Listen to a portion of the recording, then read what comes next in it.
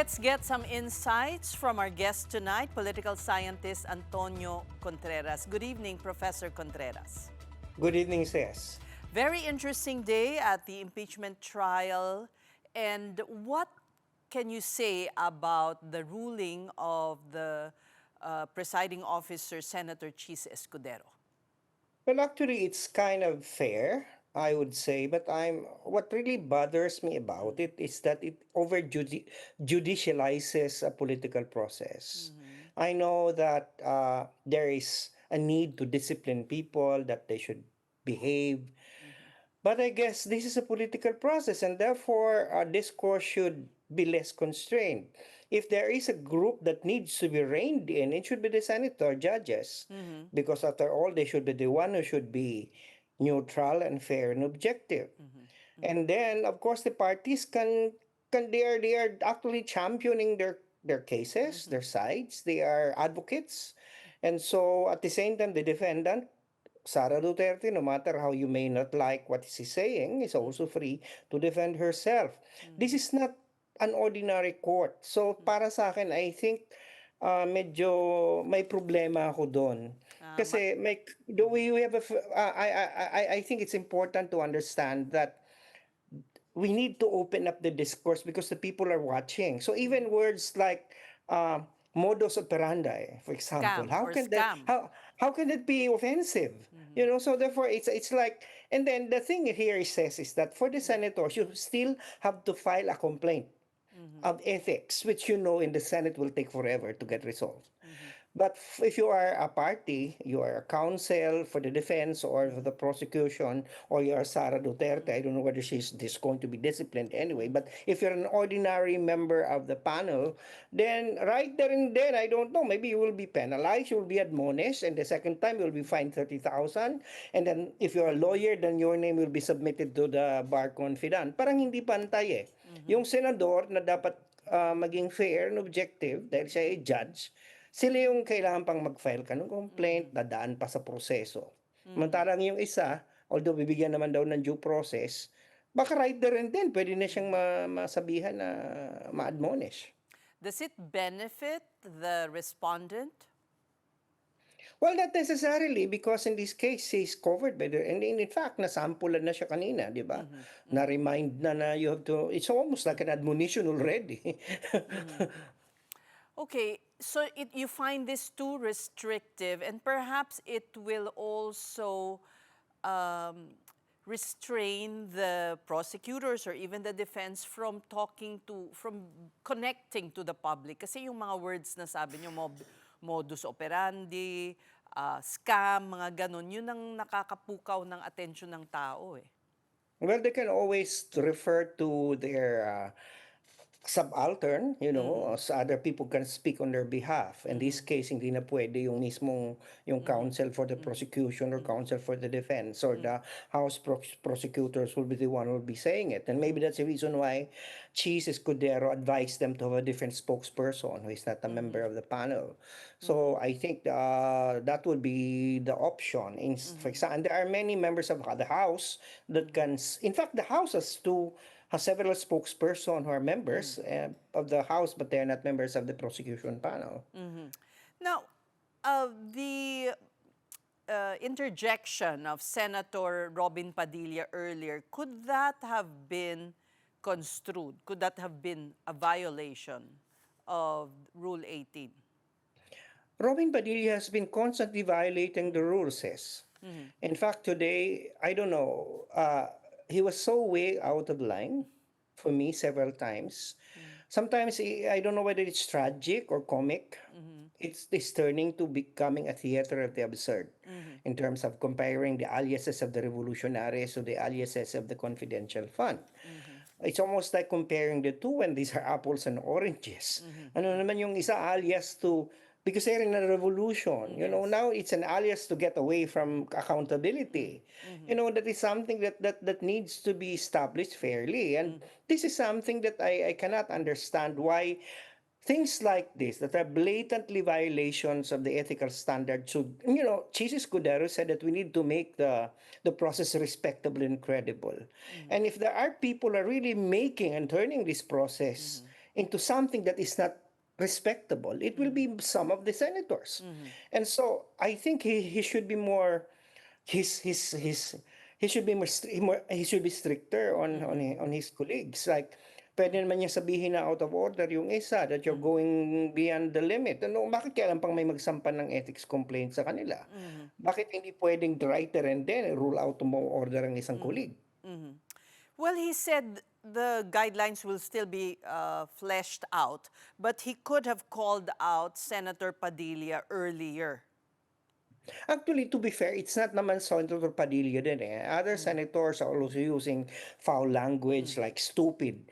Why is it that when it is a council who say something like a scam, you know, mapapagalitan agad. Pero pag senador ang magsasabi ng ganon, o stupid, o nagtatanga-tangahan, and it's not just Robin Padilla, others are also saying this. Bakit hindi, imagine they're saying that right after Chis Escudero issued a ruling, di ba? Right. So, Well, merong ganun. he changed the language of Senator Rafi Tulfo there, who had actually difficulty finding the words. He was weighing his words. So naging Yun yun. feigning ignorance yung tanga-tangahan.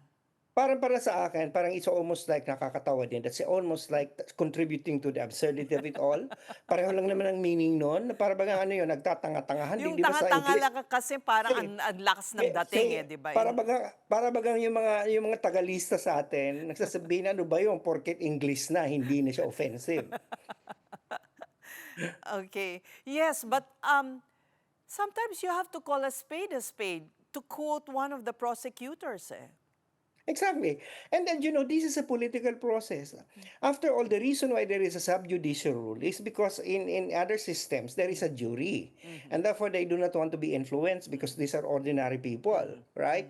But these are senators. If they are so easily swayed by the discourse of the parties, then I think they have to re-examine their fitness to serve as a dispassionate judge. Kasi kung ordinaryong tao yan na jury, pwede pang mag-ayos ng sub judice, madaling ma-impluensyahan. Eh kung sila yung mga senador, siguro naman sanay na sila sa public discourse. So, I don't understand why we need to elevate the sub judice rule in ordinary court proceedings into something that is by the very nature is sui generis. It's a political process, except that the rules of court are just suppletory. And suppletory means they're not the fundamental rule.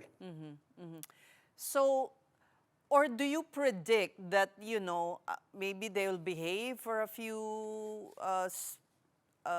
days and then they'll go back to their old ways? What do you think? What will certainly happen here is like this: the councils will be obedient. I think the league, both the prosecution and the defense.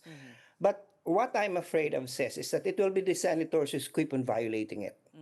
And because if the senators are going to keep on violating it, then doon mawawala ang credibility.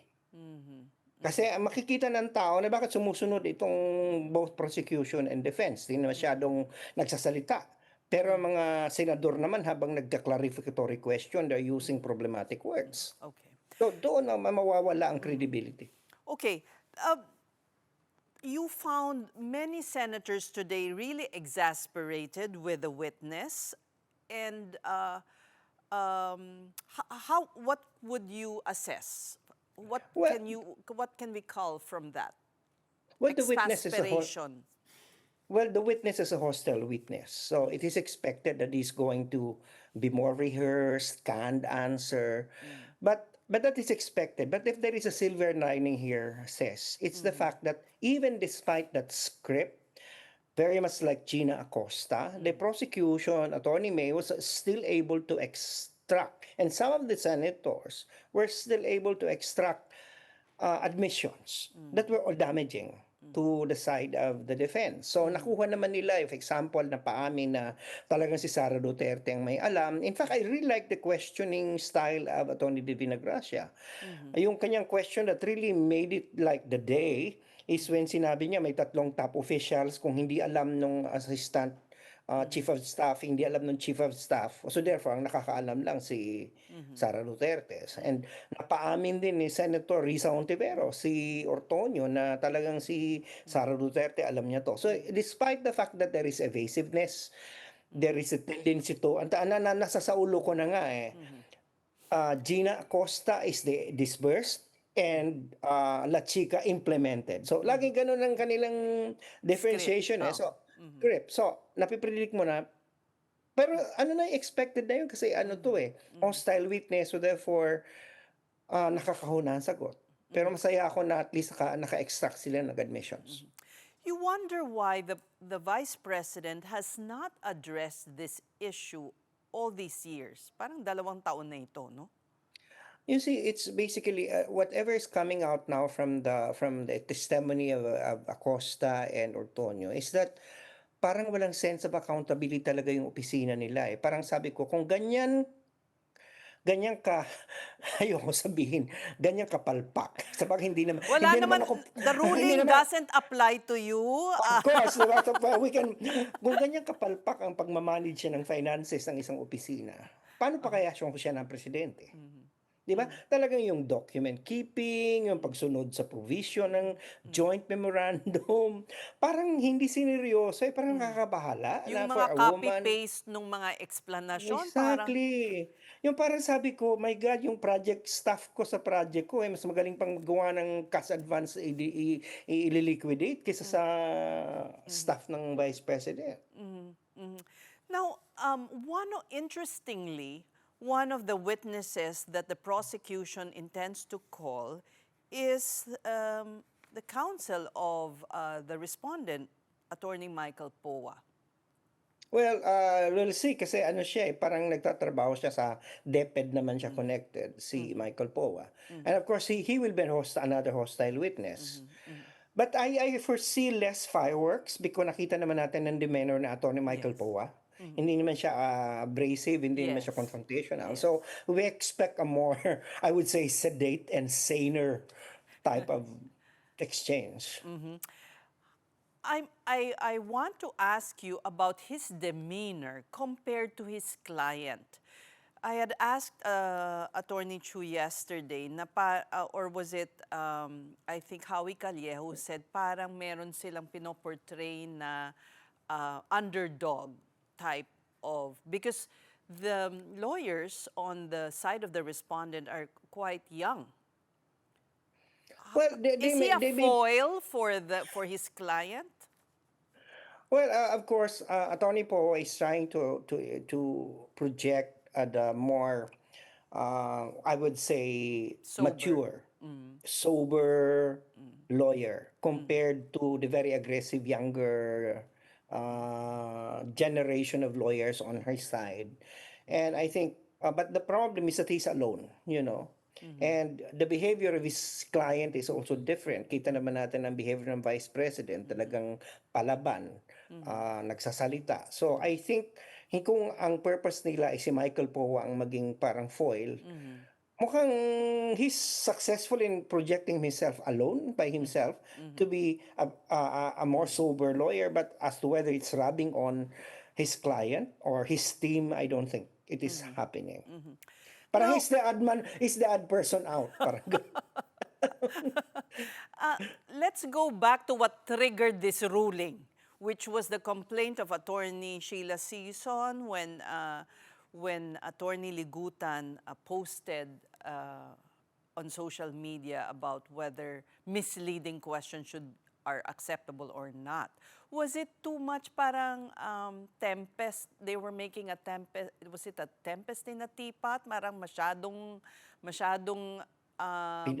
pinalaki. Correct. Alam mo, kung totoo talaga yung sinasabi ni Attorney Ferrer na nagkamali lang siyang ng dinig, na ang narinig niya yung leading bago yung misleading, it could have been easy for her during that time to say, I'm sorry, I thought I heard leading. And that is why I said, that could have ended the discussion. Ang problema ng gaslight pa sila na parang pinalabas pa nila. Hindi, itong excuse na to, hindi naman nila to sinabi last time Di ba? Ngayon lang naman lumabas to. Or But- nakahanap sila ng butas kaya Oo. para maging malaki, Kasi para parang pwede naman sabihin nung time na yon na parang, I'm sorry, ang narinig ko kasi yung leading Yung pala inulit ulit. So para bang naging masyadong, and I was, this is also where I expected more from the senator judges, from Cheese, where he could have said, "Did I hear you correctly? Because that's not right." Di ba? But he could, as presiding officer, he could have said that. He has the power to he has the power to comment, he has the power to overrule an objection, di ba? So therefore, kung may sinabi ang isang abogado na mali, hindi tama, pwede mo saan i-clarify. Pero And maari namang hindi niya nakita yung post, yung offending, yung post yung ang tinuturo nilang no, no, offending sa kanila offensive. but I'm saying, says, for Chis Escudero, klaro naman niyang narinig yung oh no, it's allowed.